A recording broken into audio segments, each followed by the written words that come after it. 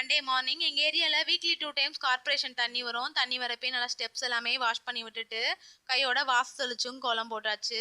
Morning பிரேக்ஃபாஸ்ட்டுக்கும் லஞ்சுக்கும் சேர்த்தே சாப்பாடு எல்லாமே செஞ்சு வச்சுட்டேன். இன்னைக்கு கொஞ்சம் வெளியே போகிற வேலை இருக்குது. ஹஸ்பண்ட்க்கு பேங்க் வரையும் போகணும். அதனால 2 பேருமே கிளம்பிட்டோம். வீட்டில் எல்லா வேலையும் முடிச்சு வச்சுட்டு கிளம்புறதுக்கு ஒரு 10 ஓ கிளாக் போல் ஆயிடுச்சு. புகழ்னி குட்டியுமே ஸ்கூலில் விட்டுட்டு நாங்களுமே பேங்க்குக்கு ரீச் ஆகிட்டோம். ஒரு 1 ஹவர்க்குள்ளே பேங்க் வேலை எல்லாமே முடிச்சுட்டு வீட்டுக்கு ரிட்டர்ன் வர்றப்ப ஜூஸும் ஃப்ரூட்ஸும் கொஞ்சம் வாங்கியிருந்தோம். இதில் ஒரு குட்டி ஸ்டோரி இருக்குது. என்னன்னு பார்த்தீங்கன்னா, என்னோட ஹஸ்பண்ட் வந்து கிராமத்தில் வளர்ந்தவங்க, நான் டவுனில் வளர்ந்தேன். அவங்களோட ஸ்லாங் வந்து கொஞ்சம் டிஃப்ரெண்ட்டாக இருக்கும்.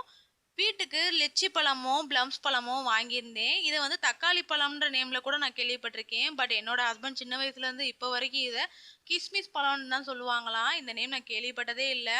கமெண்டில் ஷேர் பண்ணுங்கள், நீங்கள் இதை என்ன நேமில் சொல்லுவீங்கன்னு நானுமே தெரிஞ்சுக்கிறேன். நெக்ஸ்ட் vlogல பார்க்கலாம். பாய்.